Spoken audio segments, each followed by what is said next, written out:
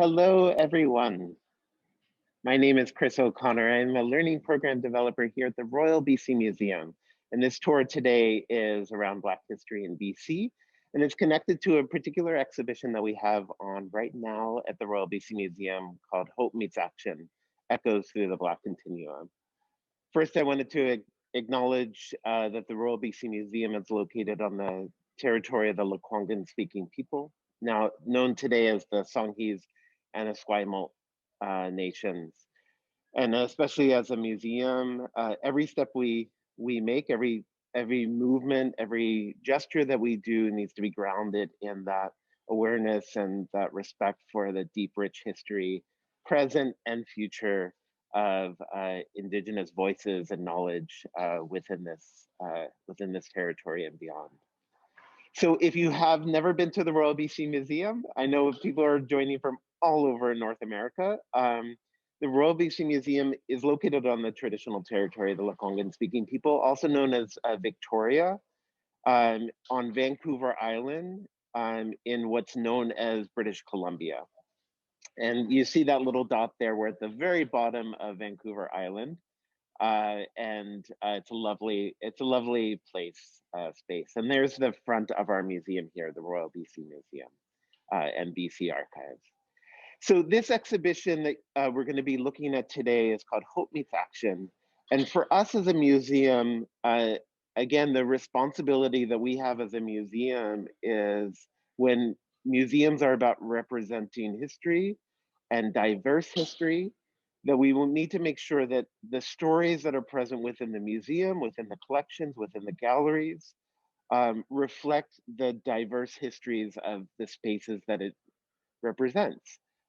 We need to make sure it's the utmost importance that when people come into the museum that they see themselves and their history reflected. And if that's not the case, then museums are falling short, and that's not okay. So for one of the ways that we wanted to address that in the last couple of years is to have an exhibition that was specifically about the vibrant and rich and deep and varied history of the Black community in BC.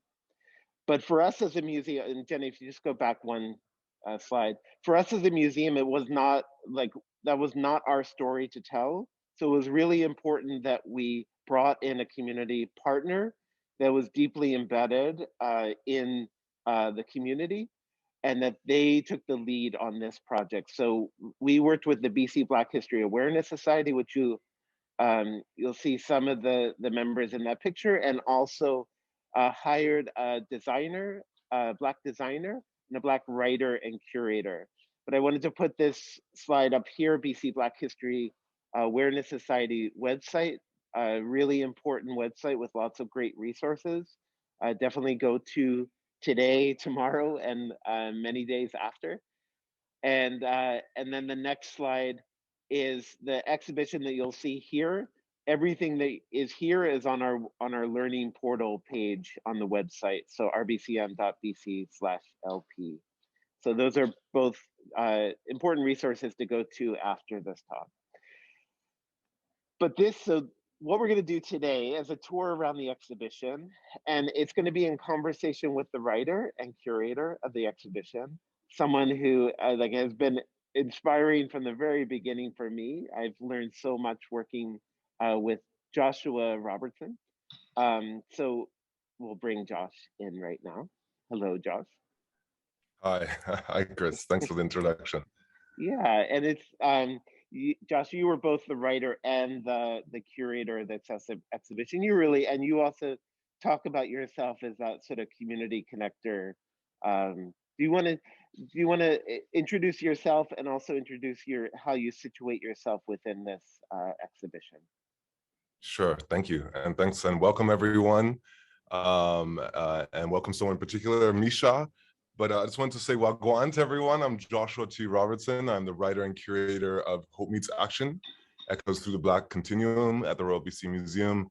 I was hired by the BC Black History Awareness Society to kind of, I guess, be the mouthpiece of the community about this long whitewash and erased history, and really maybe contemporize and bring some, relevant references to some of this history and really make it exciting. Yeah, maybe I could talk about just about how this project was relevant and personal to me. Yeah, Sitting here as a curator, a museum curator, a writer of history for the Royal BC Museum. But growing up, you hardly would have guessed that, or at least most of my teachers probably wouldn't. It's because when I grew up, I didn't see, read, or learn anything that I could relate to really, or that connected with the experience of me or my family coming to this country or being Black in this country. My family coming from Jamaica. I didn't really, identify with being Canadian growing up. And I saw a lot of my family come to Canada and struggle, struggle to, cousins who moved into my house, struggled at school and felt isolated and alienated with adults in the school and other students, and adults assuming sometimes racist stereotypes about them. And some of them actually went back to Jamaica to finish high school because of how bad it was. So for me, it was personal to tell this story, to just tell the story of Black people in British Columbia, a story that a lot of people don't know, and one that can give a lot of people a sense of community among Black people and a connection to a history that they didn't always know about. So Josh, I'm just gonna pause just for a second because I was thinking the same thing, and we've gotten a couple of comments. I think I'm spotlighted, and want to make sure that we're seeing you. And I know your video is off. I think it's more just a spotlight issue. So, and Jenny, can we yeah, I'm just make sure that Josh is seen as well? Yes, one sec. I don't have the ability to do that. I know the person at Streamable Learning was helping us with that, but let me just 1 second.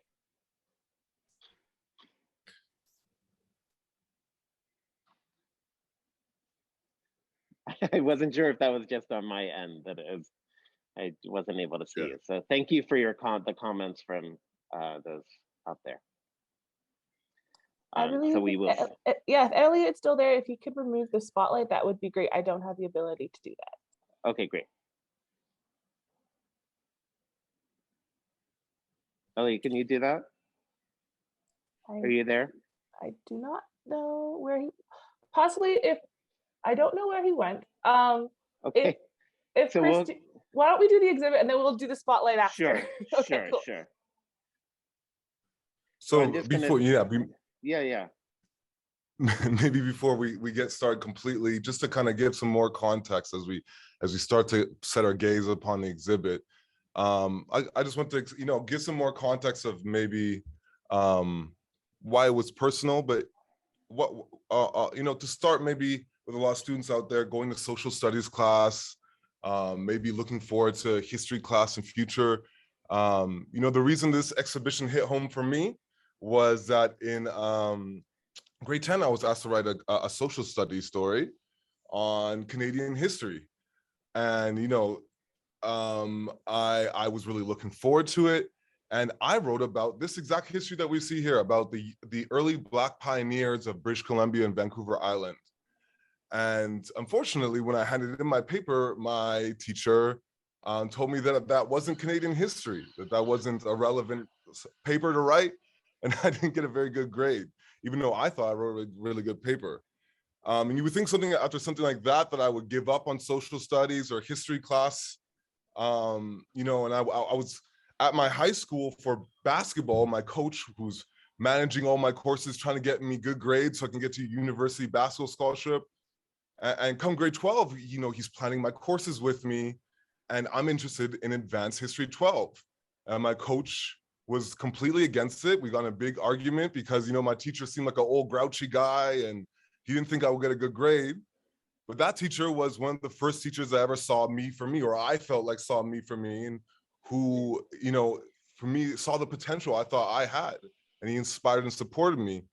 And, long story short, but later that year, he nominated me for a history prize. And though I didn't quite win it, the guy, who won it went on to Harvard. So I don't feel half bad. But I did get an A, and I got both an academic and athletic scholarship. So While everyone's stories is different, this exhibition really hit close to home for me because it gave me a sense of feeling at home in Canada and a part of the society. So with that, maybe we can just go to the first introductory panel. You see yeah, and here. just to give like an overview that we're going to be seeing this space here that is more an enclosed room. There's backlit panels, and then there's a pop-up exhibition as well. So all interconnected, but just to give you an overall view, but we're going to go into this first room first. And thank you, Josh, for bringing that context. It's super important. Oh, no problem. So if you don't mind stopping right there, we're just right on the left, on your left. So what we, and on the, if you could just go back to the title on the, if you back up a little bit to the front page, so we can see here Old Teeny, who's really a symbol for this entire exhibition. Her story is not well known, but like a lot of, Black people and Black women at the time, what we do know is quite interesting and underwritten about. And so just around the corner, we have our first little paragraph describing what's going on here. And, I'll just, what people don't know is that there's a history that's long been covered up and ignored that is, Black people being fundamental in building what is known as Canada. And here we have echoes through the Black continuum. Black British Columbian experience has long been whitewashed annals of colonial history. From the biracial founding governor of the Northwestern expansion of the British colonial incursion into Vancouver Island to the Black pioneers, teachers, soldiers, porters who worked the Trans-Canadian Railway and activists who line our streets in protest, Black activism, labor, and prosperity have been central to British Columbia's history. And yet, despite consistent efforts, our ongoing history in these lands has yet to be heard when told by us. As stolen people on stolen land, our history is neither simple nor stagnant. In the face of racial discrimination, Black people past and present have long contributed to the dominion known as Canada. Against the backdrop of white centering walls, this exhibit daylights the living and ongoing history of Black belonging in what is referred to as British Columbia. And I think, what this really talks about is that Black people were fundamental in making, Canada happen. And part of that is also that Canada was a colony of the British Empire and a colony on unceded and stolen Indigenous land. And so Black people's experience and positioning in this land is not always straightforward. We must all remember that Black people back then and their descendants today did not choose to come here, but were kings and queens and doctors and scientists and artists in Africa, and they were stolen and brought as enslaved people to Canada and elsewhere in the British Empire. And so our history is a complicated one. And so maybe sorry, Josh, if I could also say, like, also in terms of that complication, that museums are complicated institutions as well. So when you say in this this line about white centering walls, that museums in general have privileged and centered a certain kind of history and the exclusion of other histories, and I really appreciated within this introduction that you made that really explicit. So yeah, definitely. And I think that's something that's so interesting about this exhibit, that there is this, incredibly rich history dating back to the first, governor of British Columbia being a biracial man. And it's a history that's been completely erased and whitewashed. So it's the first time that we've been able to instill this type of knowledge into, an institution, into the kind of a formal space. And here we have a next slide, which is just that, the Black pioneers, everyone talks about the Black pioneers, and a lot of people might not know that some of the first people to populate, to build outside of Indigenous peoples, in which we must always remember, were here and have been here and continue to be here and striving, that Black people played a central role and they're often referred to as Black pioneers. James Douglas, the first governor of British Columbia, a Black, and all these different people. But another interpretation could be that these people were refuge seekers escaping slavery. So hope and refuge has always been at the core of Black migration to BC. It was what took many free Black sojourners to California. Yet their hope was met with consternation by their white neighbors. By 1858, efforts were mounting in California to enact law and legislation focused on enshrining white supremacy and limiting Black civil rights, school segregation, invalidation of marriages between whites and Blacks, jury ineligibility, exclusionary land, what seems to have been the final straw for many, the prohibition of Black testimony in civil and criminal actions involving white people were enacted. Mixed in with news of gold being found in the Fraser River and a warm invitation from Vancouver Island governor of Black ancestry, many were quick to see the light of prosperity glimmering like the Northern Lights. Some came to British Columbia in hopes of earning money in the gold mines to purchase freedom from slavery for family members. Some came looking for a home from discrimination, such as abolitionist and teacher assistant Nancy Lester, who wrote, "It seems to be providential provision for us who are so oppressed that ere long we may find a home for our children in the right place." And yet, as many were soon to find out, racial prejudice in the colonial context was not unique to the United States. Canada had it too. Nancy carried on, "However, our enemies are never willing that we should immigrate to a place where we will be benefited." Black refuge seekers who have migrated since have shared many of these same motivations and aspirations.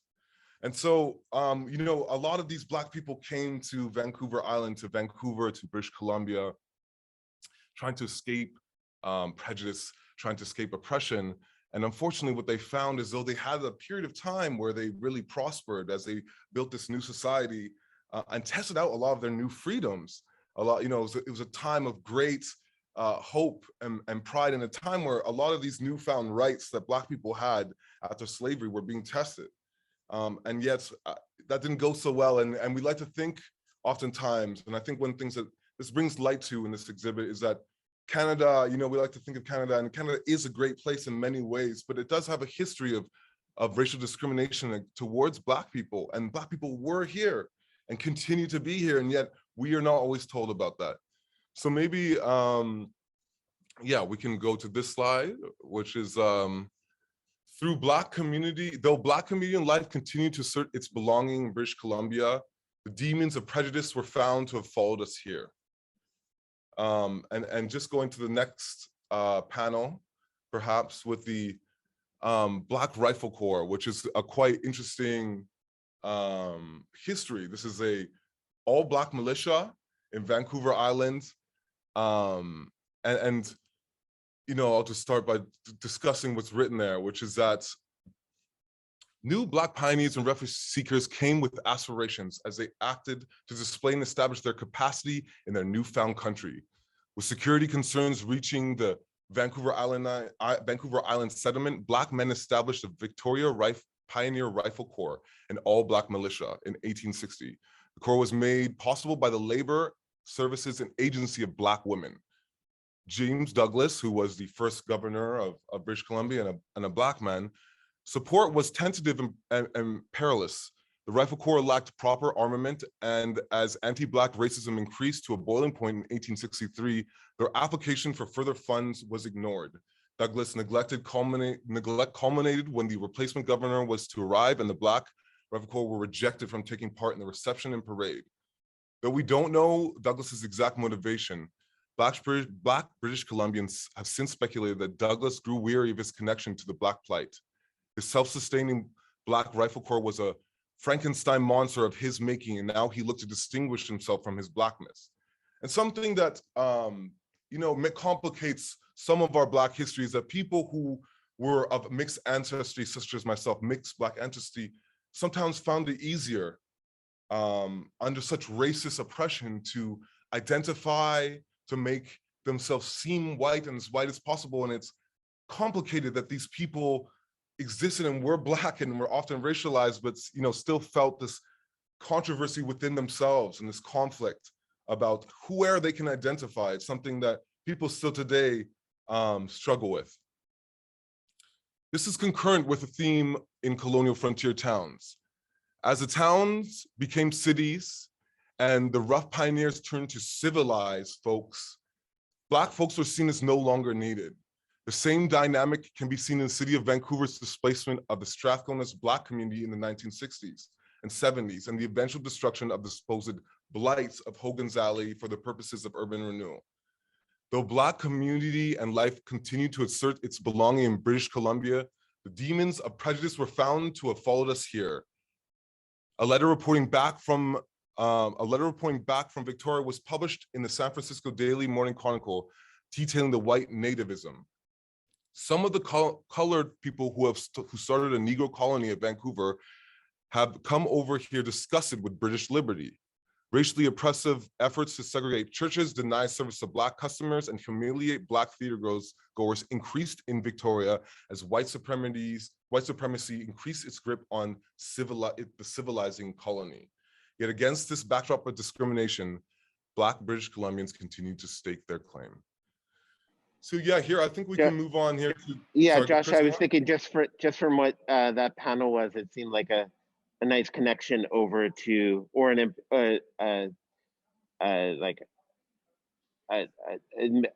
insightful connection over to this this panel of walls, specifically talking about Hogan's Alley. Does that make sense to you? Yeah, for sure. This is one of my favorite parts visually of the whole exhibition. We have here the first panel, which is the arc of Vancouver's Black community, Hogan's Alley, past, present, and future. And this is really some of the greatest photos we have of the Black community that existed in Vancouver that no one knew about, even me growing up in Vancouver, but existed strong. And it's unfortunately, we'll see with these series of images was displaced by the city of Vancouver, by a lot of the racist white supremacist institutions of Vancouver. This is the AME church, and you can just see the community, the faces. All these people lived in Vancouver and downtown and had businesses and you know, were artists and musicians and all sorts of stuff.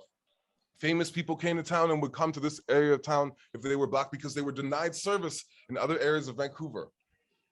And in the place of now called Vancouver, the story of Black population can be told through the story of Hogan's Alley. Black people made their homes, worship, ran their businesses, bought and rented homes, raised their families, provided refuge, lodgings, and opportunities of ways of musician and trading relationships with their neighbor. Hogan's Alley was an island of refuge amid a sea of hostility, one of the only places in the city where Black people found home and welcoming. Our community's rise, its purposeful and racially motivated displacement and destruction, and our efforts to find ourselves together again are told here by these images. And here we have an image by my good friend Sade Alexis, detailing a lot of the great Black leaders that we've had. Sade says about this, it's called "We Been Here," and she says, "We Been Here" is dedicated to the Black folks who I didn't learn about in school, Black folks from Vancouver who lived and worked and loved in radical ways so that I can live and work and love today. These Black heroes and their stories remain largely disregarded and untold in the history of this place. Their stories are important in both their extraordinariness and in their ordinariness. Their lives and this piece remind us that they were here, that we are here and we've been here. And yeah, just going to the next one, we see here, many people may know Jimi Hendrix, and this is Jimi Hendrix's grandma. And this is a panel, and it shows here a few pieces of street art in Vancouver, a mural by artists Choktik and Dedos, featuring Nora and Jimi Hendrix, who were residents and members of Vancouver's Black community. And you can check out a lot of art going around the city of Vancouver right now, depicting a lot of of our Black history. Here we see place.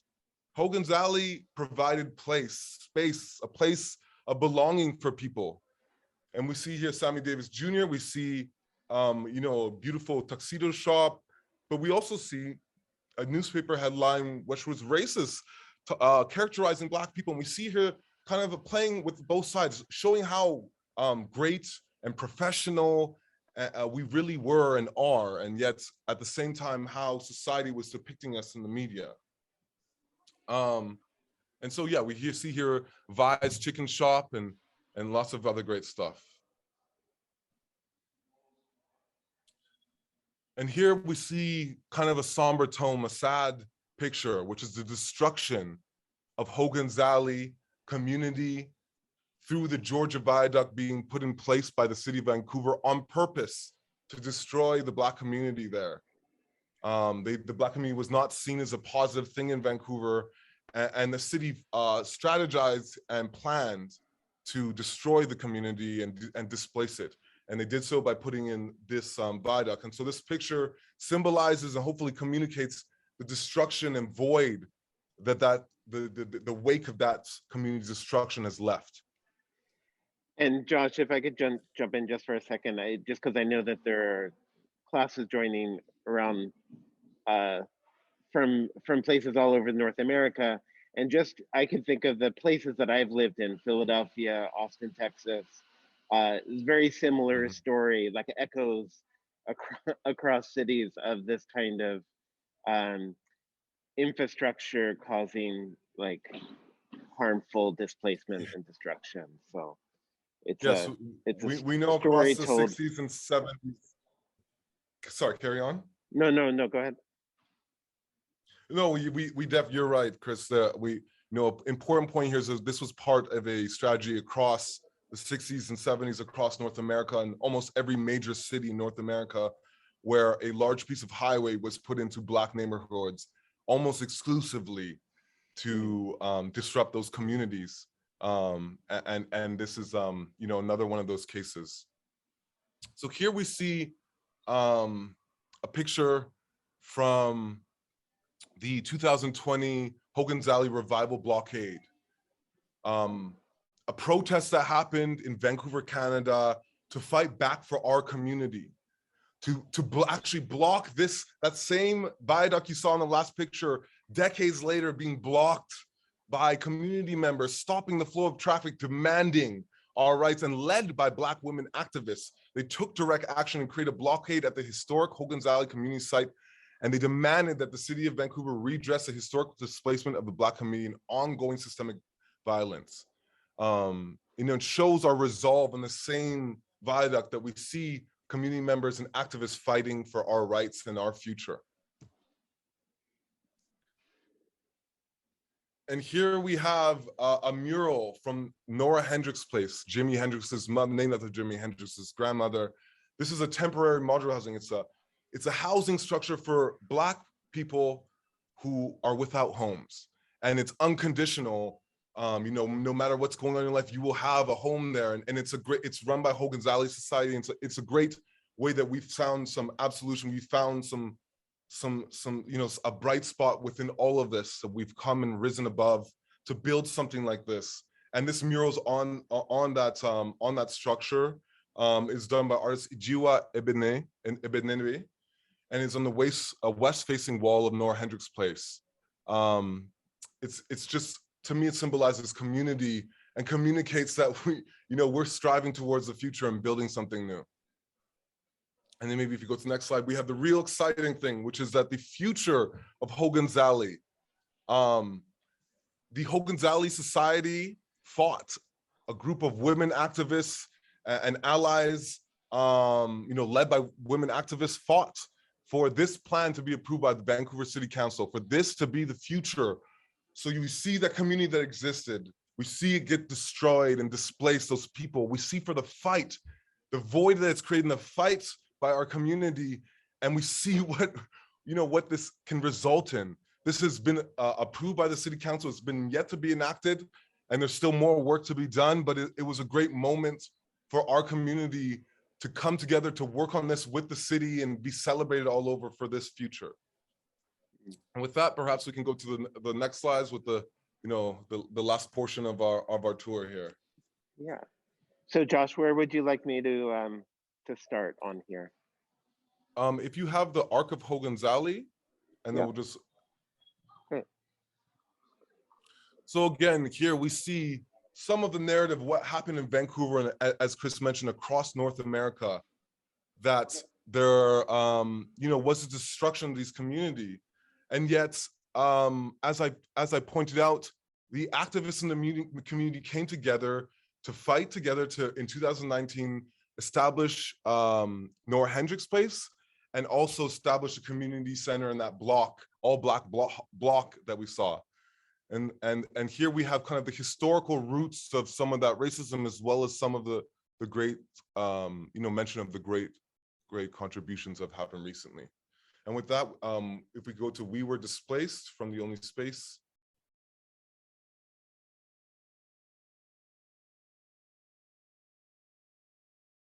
Yes. And again, here we're just following along. These are all, as you can see up in the top right corner, intervention is not favored in Hogan's Alley. The police wouldn't go into the Black community because they disliked it so much and there was such systemic racism. We can go to the next panel, where we see some more of our way of communicating graphically some of this sentiment. What happened to our cultural home in Vancouver? When Louis Armstrong came to town, he came to Hogan's Alley when he was denied service at Hotel Vancouver. And if we move to the next slide. Can I just jump in here for a second, Sure, Josh? yeah. So just as I said in the beginning, this exhibition, it was designed by Rodney Hazard, who's a Black designer based out of Brooklyn. And he was thinking with this particular design approach here, that around Black futurism, and that this font in particular was created by a Black designer as well. So just I was just thinking about that as you were talking. Oh no, definitely. Just to bring I'm here for that layer. I'm here for the visual culture. We have a lot of great designs by Rodney Hazard. We have Afrofuturism, we have Afro-retrofuturism, and all those students out there should look that up, because there's the great movies and great art around that. But here we turn to the loss of the heart and heartbeat of the community has had an ongoing impact. Growing up in Vancouver, I felt a void. I didn't know where to go to be feeling comfortable, to not be stared at, to be around other people in my culture outside of my family. And that's something that, if you can see the kind of the spacing of the words there, we have a creation of a void, as Rodney has done a great job designing there. And yet against this, as I mentioned, a small group of local Black activists, galvanized by this blatant erasure, formed a pocket of resistance. And we had the Hogan's Alley revival. And here we just kind of go through some of the themes that are important to remember during Black History Month and around Black history. Black prosperity, it's not only about pain, it's about our joy.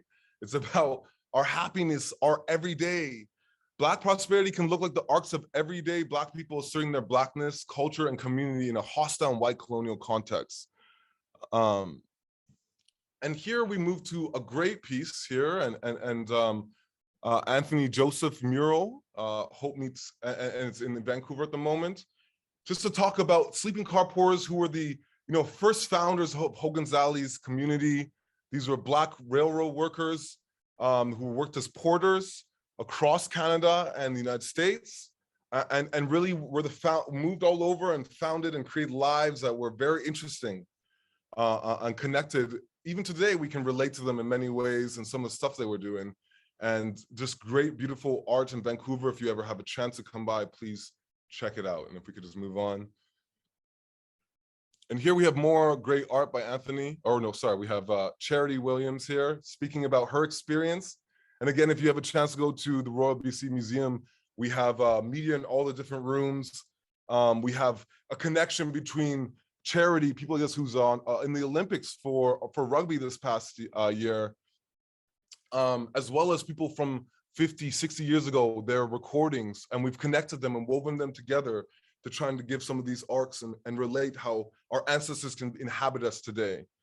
Here we have Sade Alexis's work of Rosemary Brown, a woman, Jamaican woman who came to Canada, became a leader of a major political leader, an activist, someone who was close friends with my mother, and I have fond memories growing up. And we see Sade here kind of having a dialogue with someone she feels to be as her ancestor, and someone, a leader in her community, and the beautiful artwork that we have there. And here we really get to what's happening, or maybe we can go straight to Rosemary here. and just a little bit more about her. You know, Rosemary, for one group of women in BC, she will always be remembered for being a member of the Sisters with Books book club. SWB women debate and discuss their lives as women and as Black women inspired by the books they read from Africa and the Black diaspora. They met for lunch, always over Caribbean food, prepared by a member able to find intellectual and racial community outside the white gaze. You know what, if you could go to the left, actually, I'd love to talk about this. This is just right there, just over to the right, actually, Chris. The political activism to civil disobedience. And just talk about the, you know, activism we see here. This is some of my favorite photographs here, photographed by Femi, and just showing some of the rallies in Victoria. You know, the same place that this museum is at, just a couple years ago, seeing Black women, youth, leading our protests, connecting to our long history of activism. And maybe if we can just go to the final slides about protests and our inherent right to Black liberation. We as Black people have always had to fight for our rights, for our community, and for our story. From the time we stepped onto Turtle Island or North America, Canada, or the Americas, we have fought for the acknowledgement of our inherent right to freedom and liberation. From the start of our journey in British Columbia, we saw the mass of Black protesters at Victoria's docks demanding the release of enslaved boy Charles Mitchell, held captive in 1863. Countless community organizing and direct action efforts have been waged, such as the 1923 mobilization of Hogan's Alley Black community around, and a man whose murderer, Fred Deal, conviction was sentenced for having the death of a white police officer seen as a racially motivated crime. And yes, the year of reckoning that was 2020 is an indication our voice will not be further silenced. To this day, we grip the handle of our future tighter. We have never been mistaken about our inalienable right to liberation. And as the descendants of survivors, we bear the responsibility to keep fighting. And as we see here in the picture, on the right is my mother leading a press conference at Nora Hendricks' opening. And really an ode to the intergenerational ancestral call and response that we have in this exhibit. And with that, Chris, I think I'll open up the discussion, any questions, and just thank everyone for joining. And you know, we didn't get to every little tidbit of the you know, the writing there. I hope we got a sense of some of the history and belonging and great richness that there is to Black British Columbian history. And I did notice one of the questions was, will this be traveling around? Yeah, echo that, Parker. Excellent presentation, Josh. That like you captured. Your words are so powerful and have been really really impactful for so many visitors over the last 6 months as this has been up and enacted here. And it was just to hear you speak about it again through this tour is just really powerful. I just wanted to say that this exhibition will become a traveling exhibition. So it will travel to different parts of British Columbia and maybe beyond, but after it ends here, it'll be up through March here at the Royal BC Museum, and then start a traveling exhibition component where this exhibition will go to different communities around the province. Jenny, were there any other questions that we might have missed? There was one question about, are there any like books or resources that you would recommend about this history? There's a lot. Unfortunately, a lot of it is, you know, still in quite thick books in the archives and libraries. But I will commend to go over to the learning portal, where there's a lot of resources there on the Royal BC Museum website, as well as the BC Black History Awareness Society, which has links to a plethora of resources and information, and hopefully, if I'm not mistaken, will be integrated to educational systems in British Columbia, and hopefully in the future around the country, and past that internationally in the future. But I would advise to go to both of those websites to really gain access to these resources. Lovely. And I just put in the chat the link to that pathway specifically about this exhibit if people are interested. And Right, there was thanks, just Jen.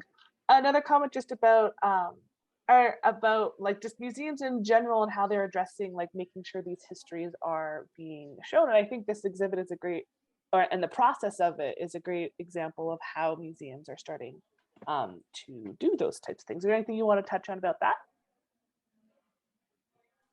I definitely would love to. I think Chris has some words as well.